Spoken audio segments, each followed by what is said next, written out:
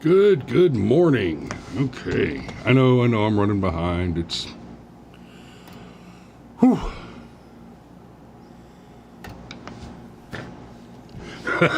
Moo to you too, Danny. Good morning, sunshine.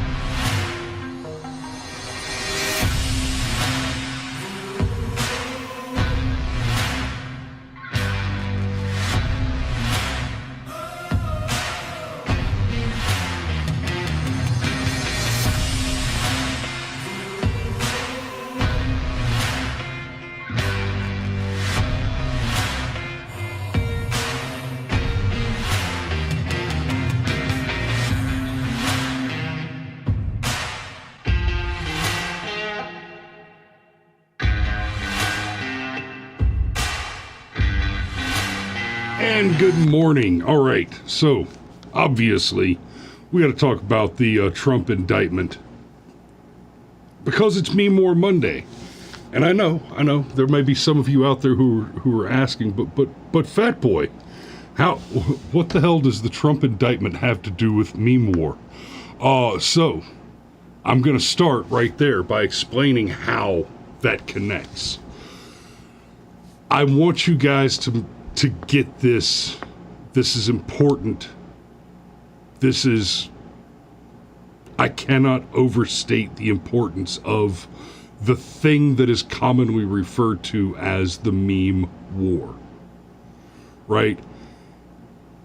Most of you understand a meme to be sort of a cartoon, a comic, an image with text that is shared on social media.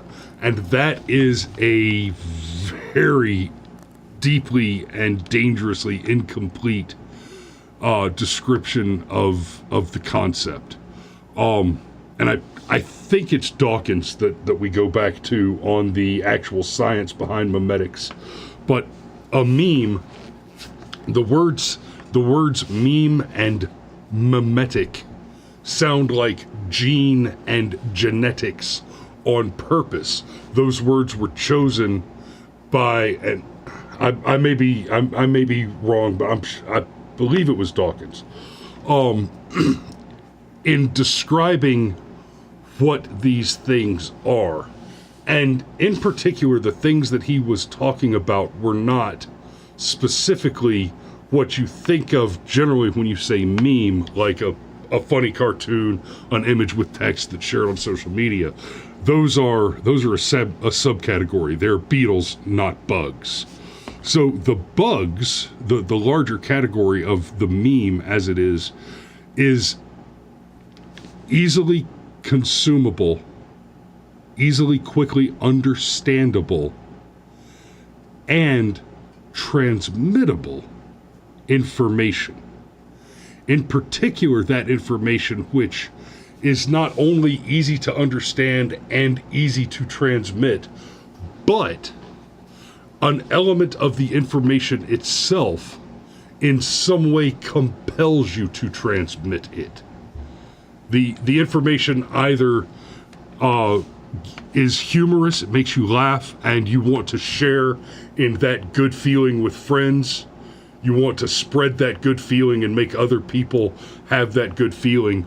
Or it might make you sad or angry. It might give you bad feelings. And instead of trying to spread the bad feeling, what you're actually doing is you're looking for support to help yourself feel better about the bad feeling, right? So the news of the loss of a loved one is in a way mimetic. The news of a promotion at work is also in a way mimetic. Now, why that all matters? What the meme war is very sophisticated and effective psychological warfare. It is the transmission of information and data for the purpose of swaying the public opinion as it affects politics. We understand, right? We got it from Breitbart. Said politics is downstream from culture, and yes, the culture affects the politics. The Bud Light, Target, all those scandals and boycotts that are going on, those are going to have a serious effect on the upcoming election cycle, because we just told all the politicians who were going to run on child mutilation and infanticide that no, we've actually had it up to here with your bullshit, and hey, teacher, leave those kids alone. As we look at the Trump indictments, this is pure memetics. So I'm going to look at the indictment with you. Well, I'm going to look at an article about the indictment with you for a minute here. But there are some important things that I want you to consider and understand, because you're going to be asked in the not too distant future by someone who decides to breach the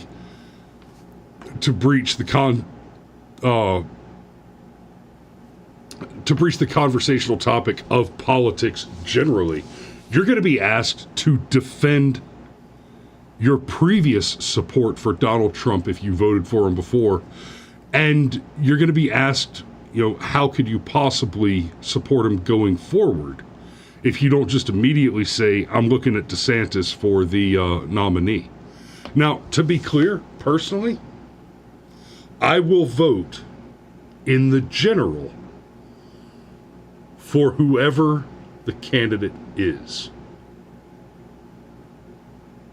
Right? Whoever the primary chooses for the GOP candidate has my vote. And believe it or not, compared to Biden and the current Democrat cast, the GOP nominee could be actually literally Hitler. And I would look at the record of Hitler and the record of the DNC and say, well, Hitler's only a socialist who murdered a bunch of people. Right? I mean, come on, man. 6 million Jews isn't that bad against the record of the Democrat Party that aborts hundreds of thousands of children a year. They go out of their way to abort children and mutilate children.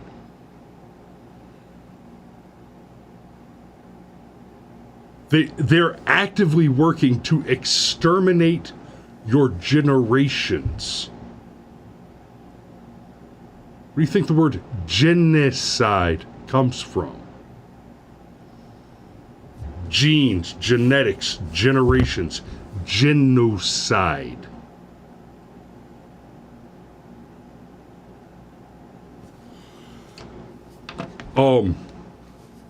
Now, obviously, that's a bit of hyperbole there, because Hitler is dead and also would run as a Democrat. I mean, eugenicist and a socialist?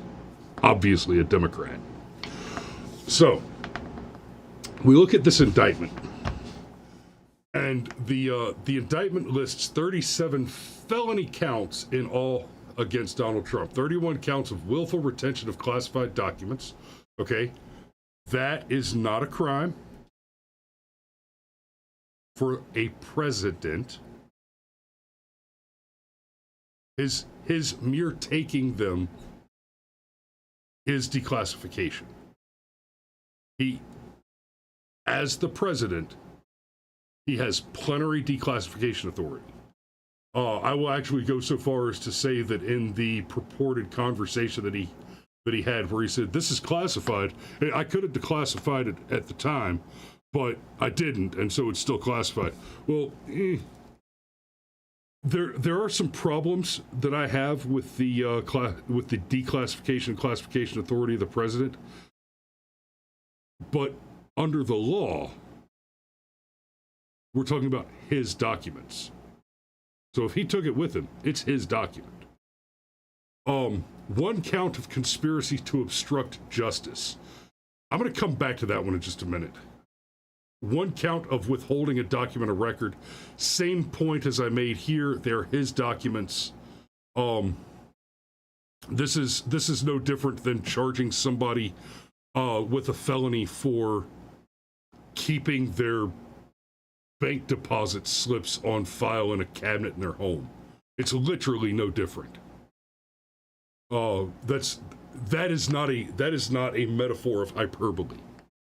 When we're talking about the classified documents of the federal government and the president,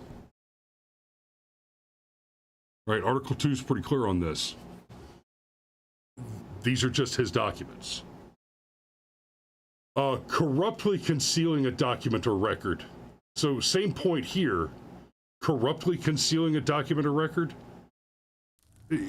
You would have to say, you would have to prove that his having the record was criminal, and the Constitution doesn't support that claim. One count of concealing a document in a federal investigation. I'm sorry, Fourth Amendment. Fuck your couch. One count of scheme to conceal. See, a lot of this sounds a hell of a lot like, we're going to charge you for attempting to be secure in your person, property, and paper. And let's go to the Fifth Amendment as well, of concealing a document in a federal investigation. I'm sorry, having been elected president, he's automatically just has to waive his Fifth Amendment rights. And we haven't even gotten to the question of the attorney-client privilege yet. I understand that one of the big bugaboos that they're pointing at is, oh look, Trump's attorneys turned on him. Okay, disbar them. Oh, that's all there is to that. Disbar them. If Trump is not convicted of crimes here, those attorneys should be disbarred.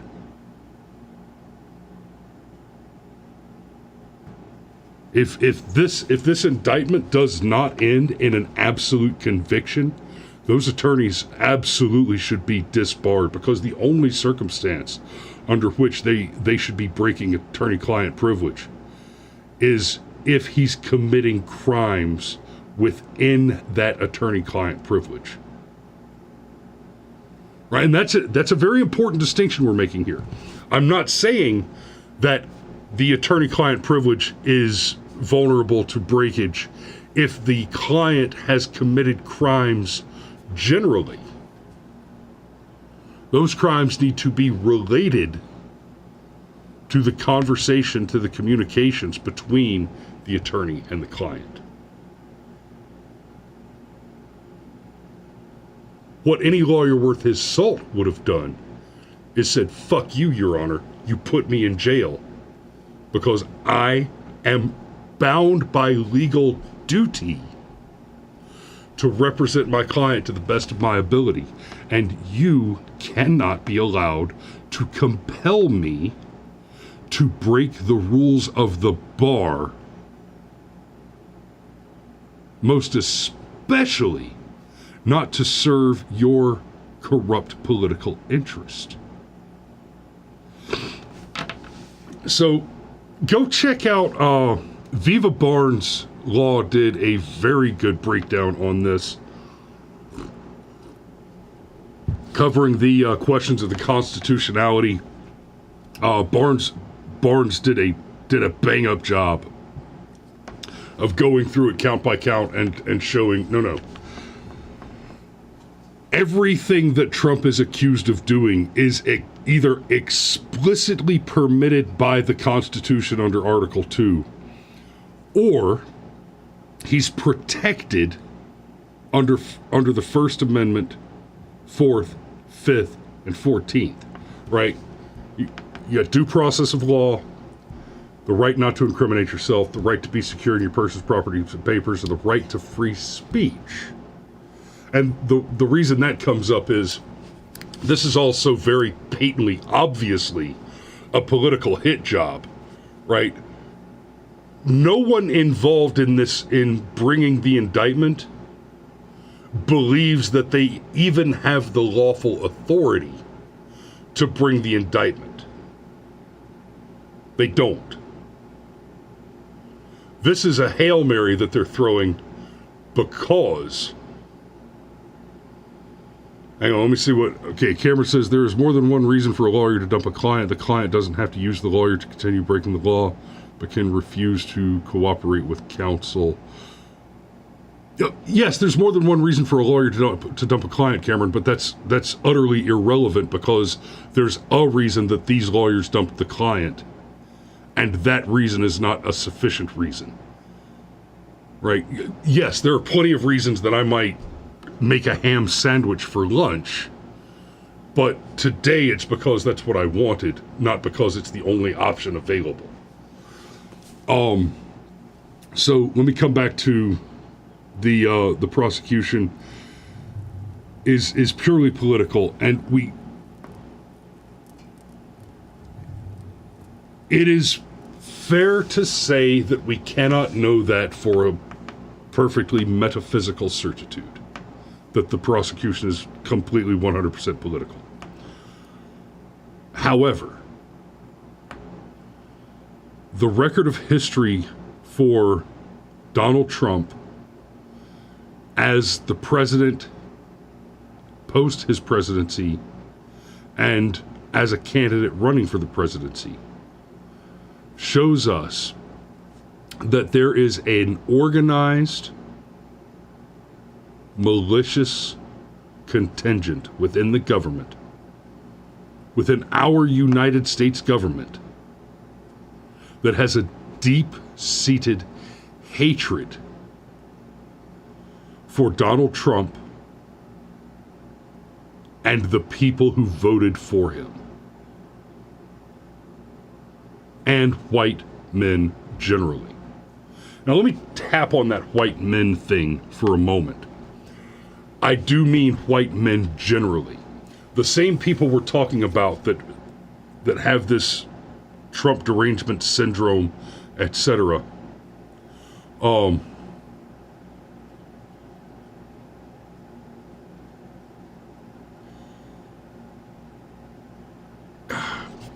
Alex, I want to argue with you on this one because there's precedent before that. But go check out the Viva Barnes thing. I need to stick on the rest of this topic and button this up so I can get out the door.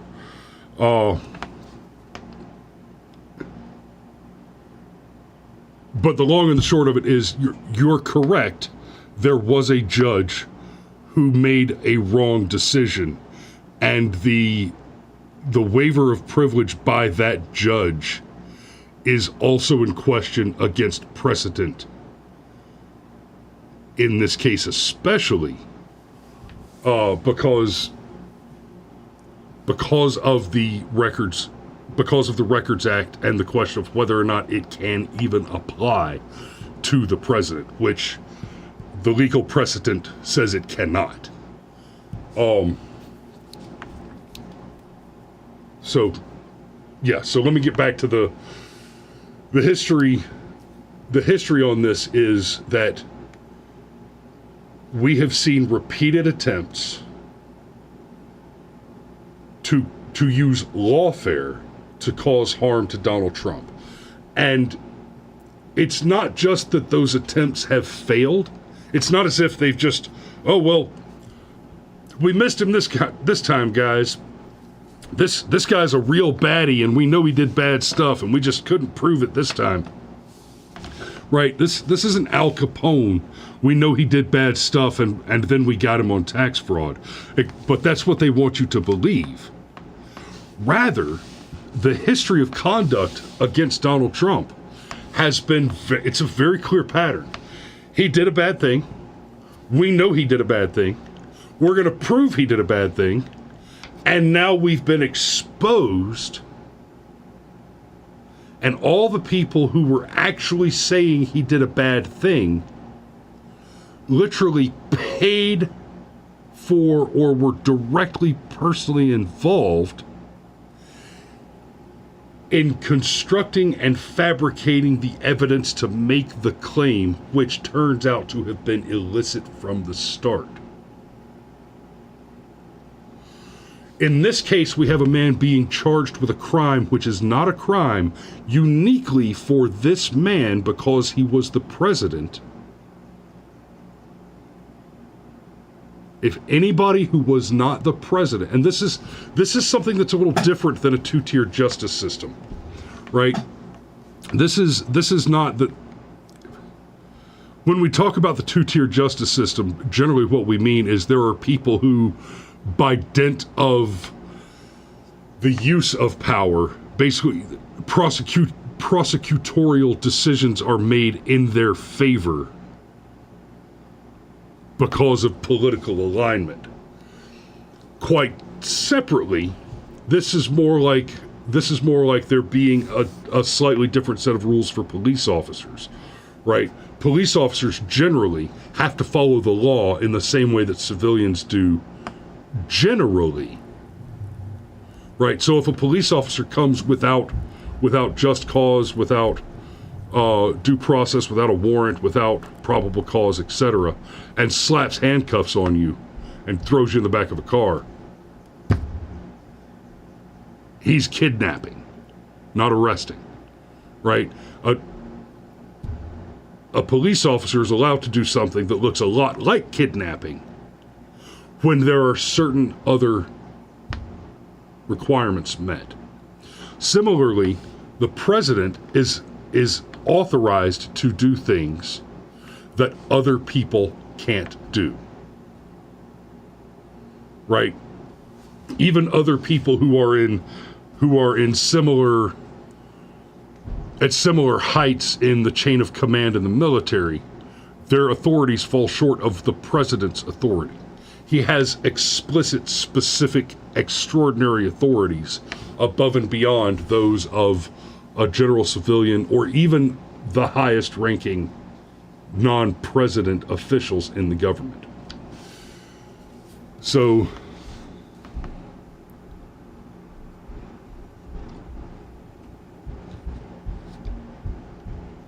okay, I don't have time to engage with those right now, guys, but I'd like to later.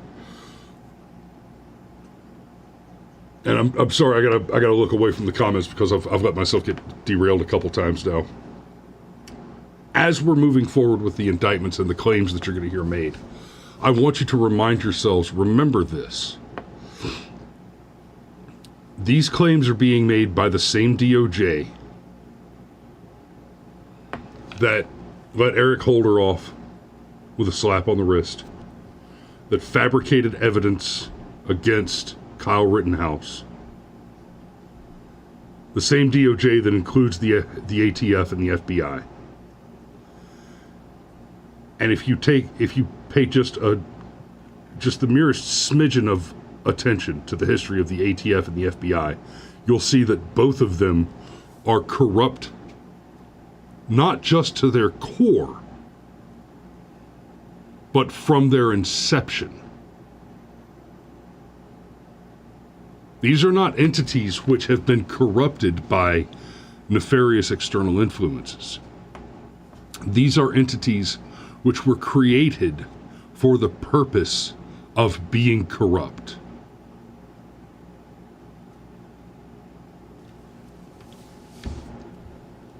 I don't think that we're going to see this. I agree with Alex on this, but it may be that he and I get to the conclusion on different paths. But I don't think we're going to see this find its way in front of a jury. There's not going to be an indictment. And let's be real. We do have a two-tier justice system. The lawyers that turned on Trump do align a certain way. They will not face consequences for their bad actions. They won't be disbarred. They'll continue to practice law despite their clear ethical breach by breaching attorney-client privilege. And of course, there's the question of the valet. Apparently, that's super damning that this valet, Walt Nauta, this valet said that he had me move documents, et cetera, and that's super credible that this valet, who was faced with a prosecutor saying, hey, I want you to lie about Donald Trump or I'm going to ruin you like General Flynn. So, sure, this guy's totally credible. Now, what needs to happen, and you're going to hear a lot of people say that this indictment should not go forward, should never have happened, because it sets a dangerous precedent. And it does set a dangerous precedent because the Constitution is also pretty clear on this. The president has to be impeached.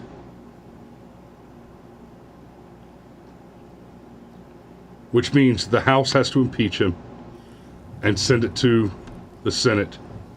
And then, and only then, can a president be indicted, be charged, indicted, prosecuted, convicted, and suffer criminal consequences.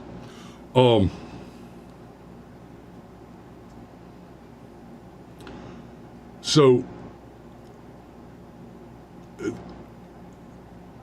the indictment can be defeated on that argument alone. Just hold on, guys. There's this thing called the Article 2, and it says that he has to be impeached. And while it's true that he was impeached twice, he wasn't impeached on these charges. And it's Barnes makes a very, very good argument for why the president, even a former president, must be impeached before he can be indicted under Article 2.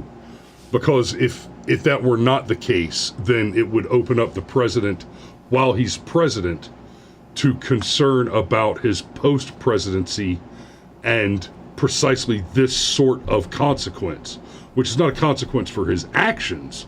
It's a consequence of his being disfavored by the new ruling party. It's not dissimilar to the Canadian situation where when one party takes control back from the other party, the content of speech which can be convicted for hate speech crime changes without changing the law, but simply changing the opinion of the ruling party on what you are and are not allowed to utter. And then there was one more. Okay. So the dangerous precedent thing. The other thing about the dangerous precedents thing, and Cameron and I had a pretty good conversation about this, the question of escalation. No matter what the outcome of this is, no matter what the outcome, if in 2024, and I suspect that that's more a when than an if, a Republican, whether it's Donald Trump or not, takes the White House, we need to see massive, even if they're obviously corrupt, indictments, prosecutions, the near persecution level pursuit of Democrat politicians for the crimes they have committed. And there are many who have committed egregious crimes.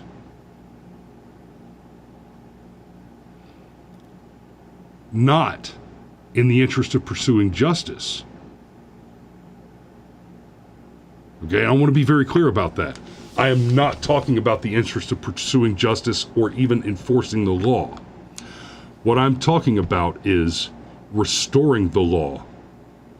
Because what we have right now is the Democrat Party is acting lawless, entirely lawless.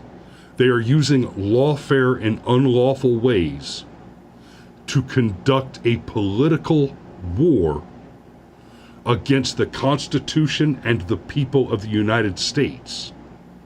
And they continue to do that and to escalate the activities that they're doing. Right now, essentially, we're in an arms race and we're not running. So this is, Cameron, this is somewhere that I was meaning to get with our conversation yesterday. There is the concern that as soon as we begin to escalate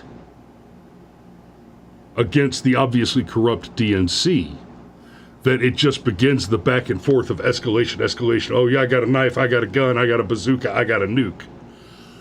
Except what's happening now is, well, I have a knife. Yeah, well, I got nothing. Well, I have a gun. I still got nothing. I have a nuke. Well, I still got nothing. So it's not even the concern of whether or not retaliation leads to escalation. The fact is they have been escalating over time with no consequences. There are no consequences for these bad actors. Right? Hillary Clinton, with her email server, is scot-free. Joe Biden does not appear to be in any danger of going down for the corruption and the bribery scandal surrounding him. Hunter does not appear to be in any real danger of going down for taking a gun to school with drugs.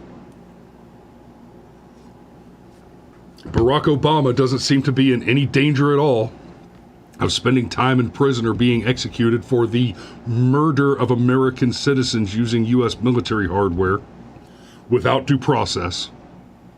Right? There are no consequences for these people. They can just do what they want. Right? Donald Trump has been criticized for jokingly saying I could shoot someone on Fifth Avenue in full view of the public and people would still vote for me. This is true of his opposition, not figuratively, but literally. Barack Obama murdered a man on live television and got reelected.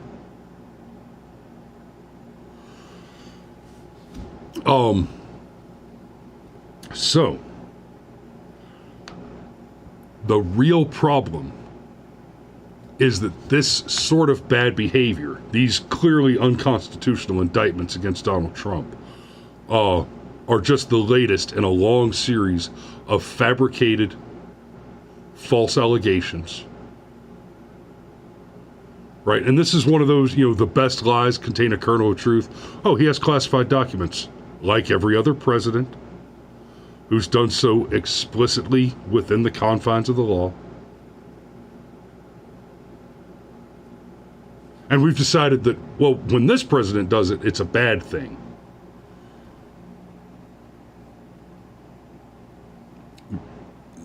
It's psychotic. And you're going to be surrounded day to day by people who hear the newsman say, Donald Trump did a thing that Barack Obama did, except Trump's white, so it's a crime. And they believe that. They're comfortable making that statement aloud. This is boilerplate,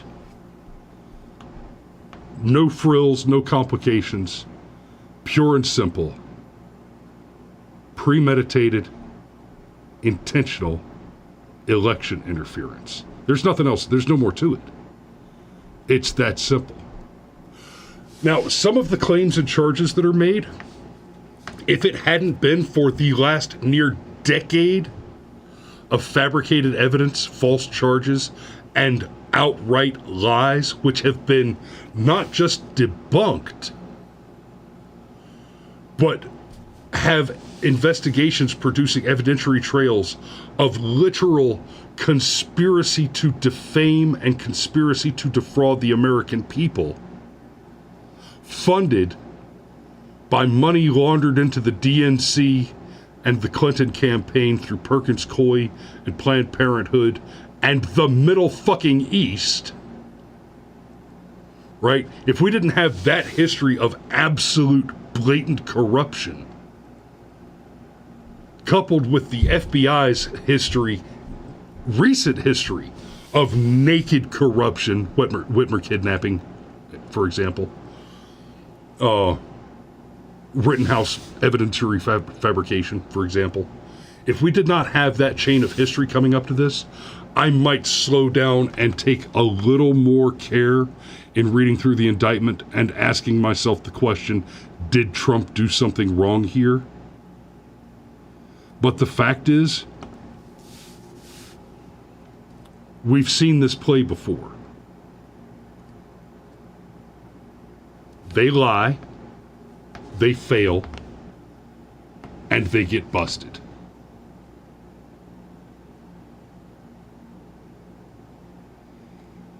But even when they fail and they get busted, why is Hillary Clinton not being prosecuted for hiring foreign intelligence assets to defraud the American people in the service of a clear conspiratorial plot to interfere in the 2016 election? There are no consequences for the bad actions of the enemy. There are only consequences for you. You poor little people. So, I'm going to go ahead and put a pin in it there. Alex says because Republicans are pussies. Yes.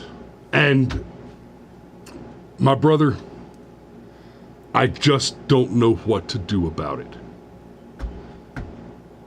I would burn another city down to get my hands on one Republican candidate with the testicular fortitude to just stand up and say, let's impeach people. Right?